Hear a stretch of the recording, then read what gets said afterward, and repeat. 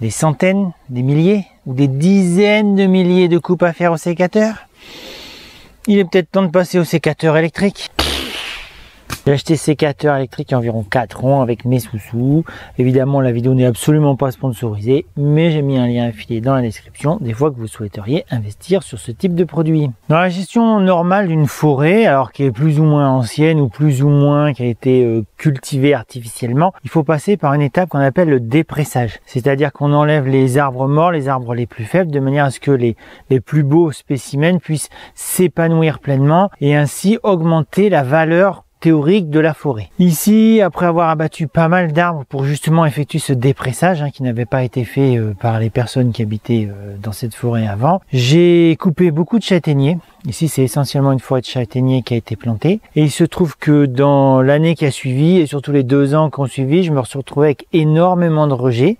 Des rejets de souches qui sont un phénomène naturel. Mais le souci de ça, c'est que tous ces rejets, c'est un peu comme des gourmands sur les pieds de tomates, ça épuise l'arbre, ça empêche l'arbre central que l'on a conservé de pousser de mieux en mieux et de plus gros et de manière plus solide. Donc pour me débarrasser de tous ces rejets, alors pour la santé des arbres, pour l'esthétique, parce que dans notre cas, c'est en bordure de la piste que l'on emprunte pour arriver chez nous, pour en partir, j'ai essayé plusieurs techniques. La première, ça a été la machette. Ça marche, mais c'est long, c'est fatigant, c'est un geste qui est assez violent. Quand il faut le faire des centaines de fois, c'est compliqué. En plus, quand vous coupez, si vous voulez couper de manière sèche, de manière propre, vous devez faire un biseau et du coup, c'est-à-dire que les rejets se retrouvent avec une pointe. Et cette pointe, en séchant, va devenir dangereuse éventuellement pour vous-même ou pour des animaux qui passeraient. Donc voilà ce que ça fait comme pointe quand on coupe avec la machette.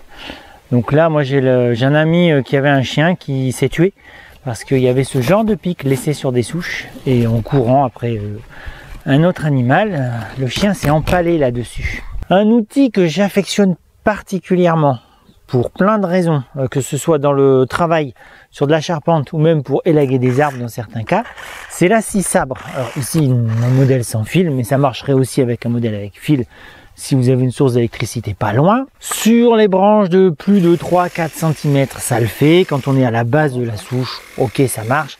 Par contre, dès que vous êtes sur les petits rejets, c'est une galère. En plus, c'est un appareil qui est relativement lourd et pas très bien équilibré.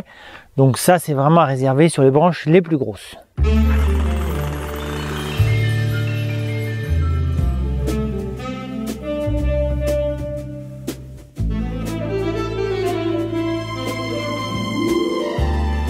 J'ai essayé une solution un peu radicale en me disant bon, c'est longué toutes ces solutions avec une lame. Donc j'ai acheté cette lame spéciale pour mettre sur les débroussailleuses. Franchement, c'est inefficace, c'est dangereux pour vous parce que un mauvais coup, vous avez les vertèbres qui qui font un tour à 90 degrés. C'est dangereux pour les arbres parce que si vous mettez des mauvais coups sur la base, éventuellement ça peut faire rentrer des maladies par les bases, de l'humidité qui ne devrait pas rentrer là, des insectes. Enfin, voilà, vraiment ça c'est un truc qui est très inefficace. Et en plus là sur cette bécane qui a dû me servir 2 heures, parce que je me suis aussi servi sur les genêts, plus de la moitié des dents carbure sont déjà barrées.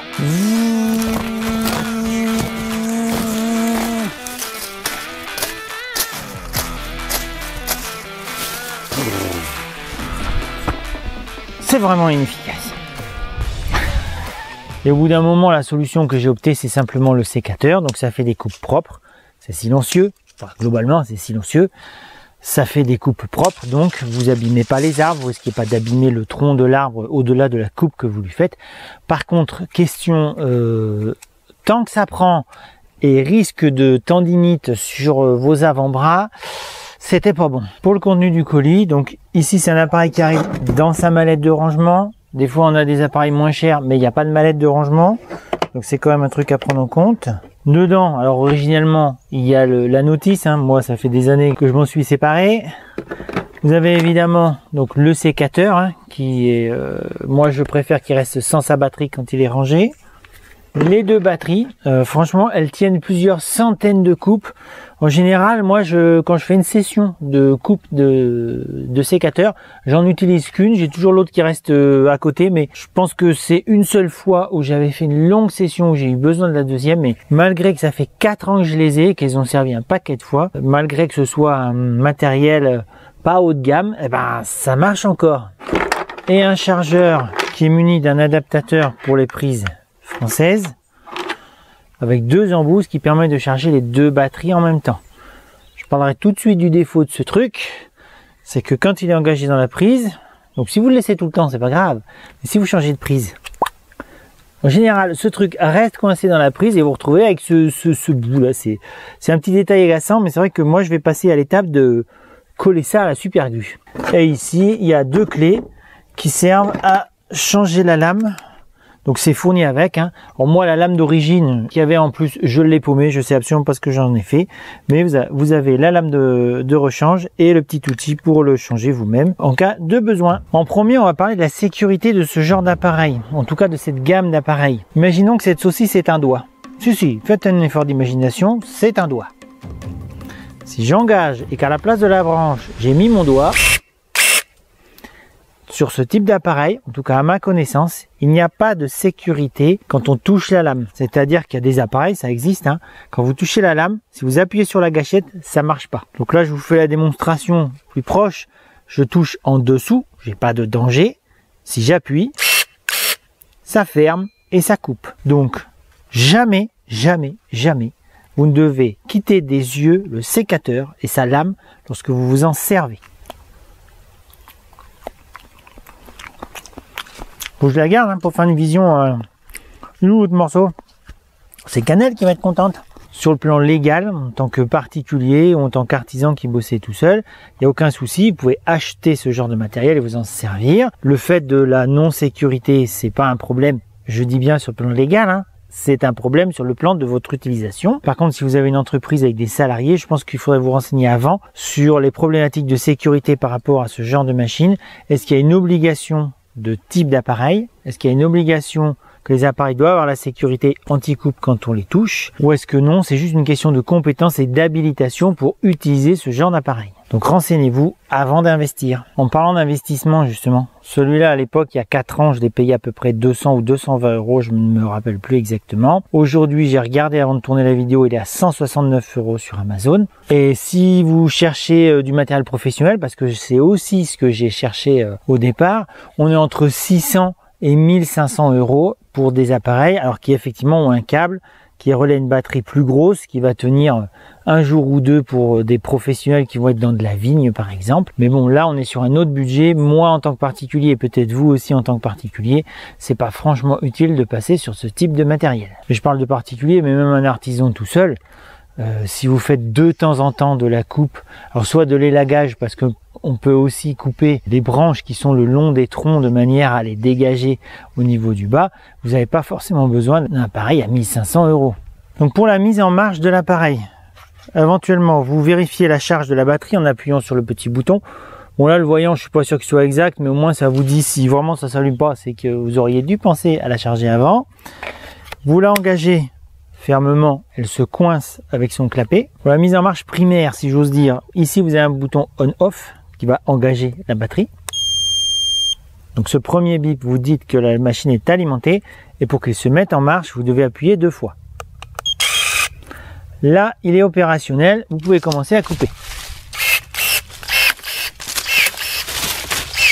Ensuite, un simple appui sur la gâchette, ça ferme. Dès que vous relâchez, ça revient. Petite astuce pratique, si vous coupez des branches de moins de 1,5 cm, vous faites un appui long sur la gâchette. Il y a ce bip et la lame s'ouvre moins. Du coup, vous divisez par 2 quasiment le temps nécessaire pour effectuer les coupes. Du coup, vous augmentez la durée de vie de la batterie et vous augmentez votre vitesse de travail. Quand vous avez fini d'utiliser le sécateur, personnellement, j'ai pris l'habitude de le fermer et de désengager la batterie avec l'interrupteur derrière. Je trouve qu'en termes de stockage, de sécurité, quand on le manipule, c'est moins dangereux comme ça. Dans le cadre de l'utilisation normale de cet appareil, la capacité de coupe lame large, c'est 35 mm et l'arme moins large, c'est 25 mm. Aussi pour du bois frais, c'est-à-dire qui est ici les rejets par exemple, 35 mm, ça le fait. Mais pour du bois mort qui est vraiment sec et qui est vraiment très dense, limitez-vous quand même à 25 mm, même quand vous êtes sur la grande ouverture. En ce qui concerne la vitesse d'exécution, je la trouve bien dosée, dans le sens où la vitesse de fermeture est suffisamment lente pour correspondre à nos réflexes d'humain. en tout cas les miens, le temps de prendre la branche, d'attraper, d'engager, de couper et d'avoir des temps de réaction par rapport au fait de, comme je parlais de la sécurité, de pas approcher ses mains et ses doigts de la lame. Et en même temps, la coupe est assez rapide, surtout en plus quand on la met en mode lame un peu plus fermée. C'est assez rapide pour pas avoir une sensation de lourdeur, de oh là là c'est lent, c'est vrai que c'est efficace mais c'est lent. Non, on n'a pas du tout cette sensation de c'est efficace mais c'est lent, c'est efficace et ça motive grave à continuer. Ah, un chien! Ça va? Une démonstration qu'on voit beaucoup sur internet, alors ça montre la capacité de l'appareil mais c'est pas très poétique.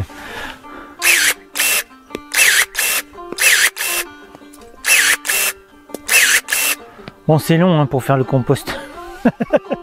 Ma conclusion après 4 ans d'utilisation, c'est un outil génial. J'ai aucun regret, même si à l'époque je l'ai payé un peu plus cher qu'aujourd'hui. Rapport qualité-prix, parfait.